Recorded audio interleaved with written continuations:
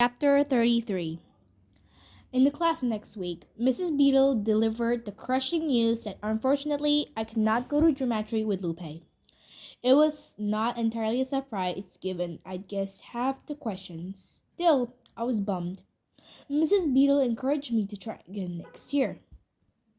Next year, Lupe will be probably in grad school by then, I groaned. Jason raised his hand to ask if he could take the test. You too? Mrs. Beadle asked. You're barely caught up with your homework. Where are my problem sets from last week? Jason smacked his forehead. I'm sorry, I totally forgot. I had to go to this extra cooking classes. We're getting ready for this big competition. Mrs. Beale held up her hand to quiet him. Jason, this is the third time this has happened. I'm afraid I'm going to have to send a note home to your parents. Oh man, Jason groaned. Chapter 34. Later on, after school ended, me and my mom were at Ralph's because we didn't have enough time to go to 99 Ranch, the Asian grocery store. Mom had to go to a new staff mixer at the school district later that night, so we had to hurry. Let's just get something easy so all your dad has to do is microwave it, Mom said, peering at the selection of frozen dinners. Isn't Dad going to your thing? I asked. Mom shook her head. I asked him, but he doesn't want to go. She sighed. You know how he is. I didn't know why Dad was being so shy about going with my mom to her new work. I grabbed a box of pepperoni pocket pizzas and was reading instructions on the back when Jason and his mom pushed their cars into the aisle next to us. Mia, it's so good to see you, Mrs. Yao said with a smile. And Jason, my mom replied. How are things at the motel? Mrs. Yao asked. I'm sure you've heard about our neighbors, the Lagoon and the Topaz, Mom said. They got bought out by this chain called Magna. It had not been easy competing with them. My husband started a new chain down in San Diego, Mrs. Yao said. It's actually been tougher managing it than we thought. Really? My mom asked.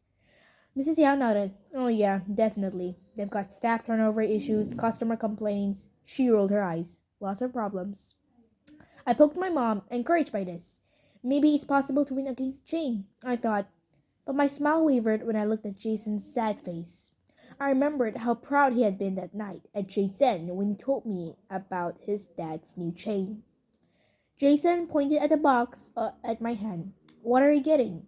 Just some frozen pizza, I said, showing him the box. My mom quickly explained, I have a work thing tonight.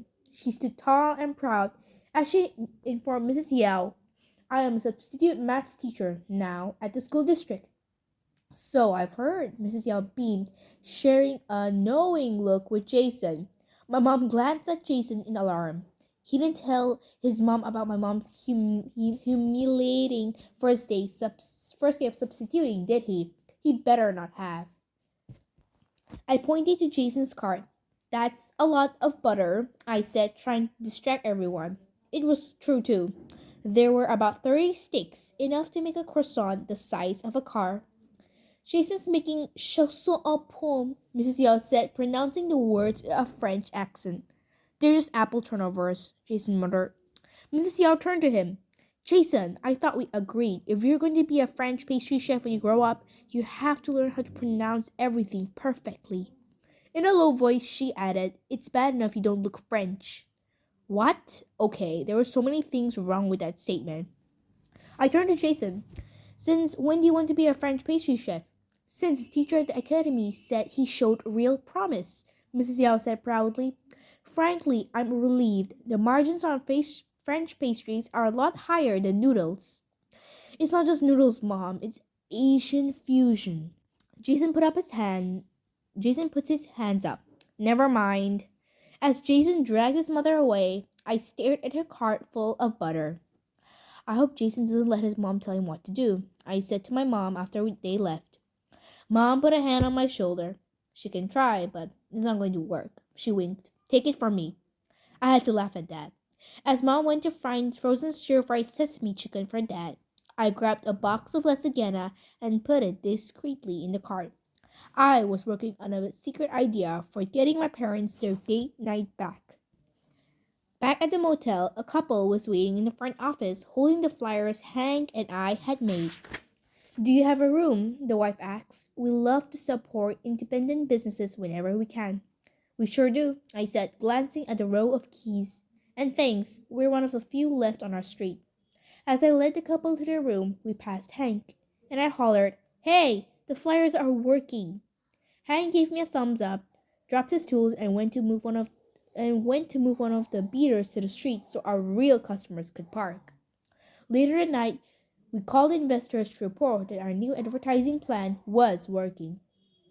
"We've been putting up flyers all over town," I told them. "Good. I'll translate it into Chinese and put them up in my neighborhood too," Auntie Ling offered.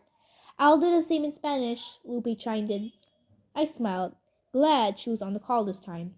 It was good to hear her voice.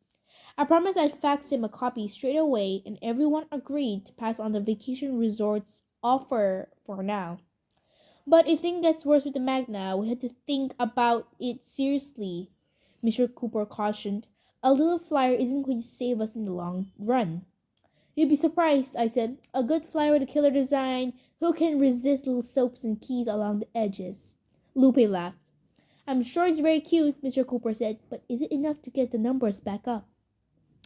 I didn't have a reply to that one. Not yet, but I hoped I would soon. After everyone got off the conference call, I stayed on the line.